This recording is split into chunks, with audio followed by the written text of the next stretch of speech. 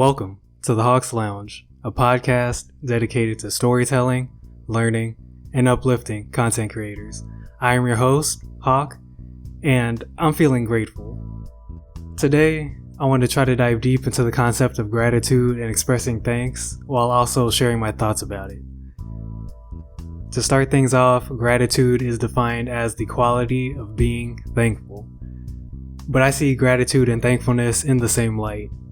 Growing up, I was always told to be thankful for the things I had because there were people who didn't have what I had for one reason or another.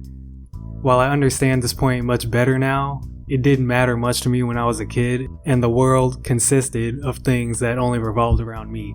Being that I was very self-centered, which I believe everyone on this planet was from time to time, or at least at one point, I didn't really care, nor did I appreciate the blessings that fell at my feet. A main reason for my lack of appreciation was due to the fact that I would always compare myself in the things that I had to the next person. A prime example of this was when my parents decided to buy a Nintendo Wii for my sister and I for Christmas. I was foaming at the mouth with excitement because it was 1, something new, and 2, something that I had wanted but never really thought I would actually get. Every day for about 2 weeks, I played the Wii and had a really great time. But around week 3, it was time to head back to school. And at the time, I was in elementary school, so you already know that the competition for who had the best Christmas present was going to be had.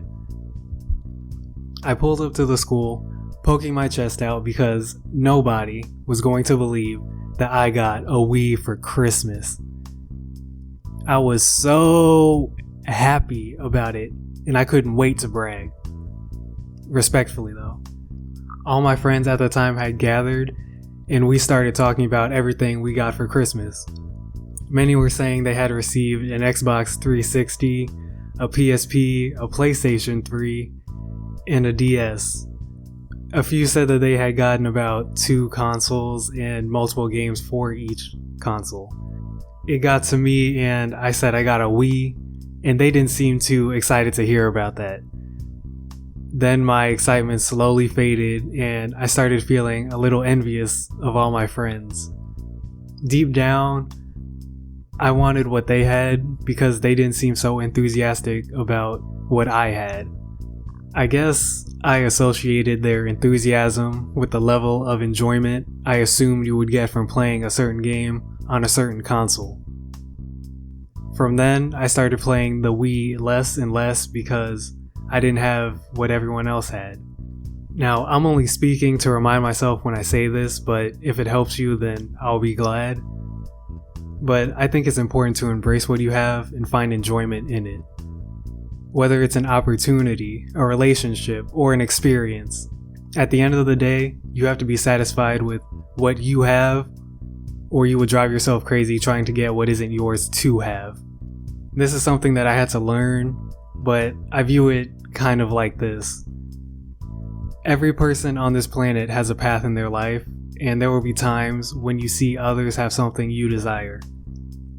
If you focus on everyone else's path, you won't make any strides in your own path. While it is very easy to want a certain level of fame, success, money, or an outcome someone else has received, it is important to remember that what you see isn't always what it's really meant to be. Because oftentimes, we don't see the struggles, the closed doors, the consequences of what comes with whatever desired result. If you compare what you have to what someone else has, you're robbing yourself of the joy and peace of mind that comes from knowing that you are you. You have a different set of experiences and a different life altogether. Now, that's not to say that what you may want is unattainable because someone else has it, but if you focus too much on what others have, you will neglect everything that you have that others probably wish they did. So to wrap everything I just said up in a sentence, be thankful for everything that you have because it was given to you and it's yours to have. Thanks for listening to my TED Talk. No, I'm kidding. Okay, so I say all this to bring up the theme of the next set of episodes. Being that November is right around the corner and is known for its infamous holiday, Thanksgiving. The next set of episodes that follow will be centered around giving thanks. In this series, I will personally be thanking individuals or groups that have helped me at some point in my 20 years on this planet. Now, while I won't be covering every individual that has helped me in my life, I will try to cover the ones who have had the biggest impact so far, and I will make sure at a later episode to bring in the ones who also helped, but just not in the same way, if that makes sense. Because if I'm being honest, I could spend like 10 episodes thanking people, but I don't want that to be the case, because I feel like that'll take away from your listening experience. So I'll try my best to touch on the key players and how they benefited me or have helped me. I encourage you, the listener, to let somebody, at least one person, know that you appreciate them. That's all I have for this episode.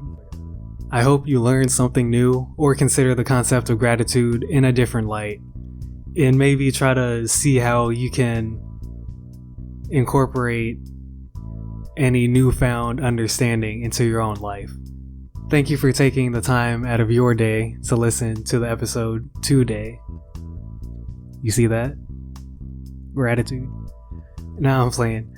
But on a serious note, if you stuck around this long, thank you, and I hope to see you in the next one. Stay safe.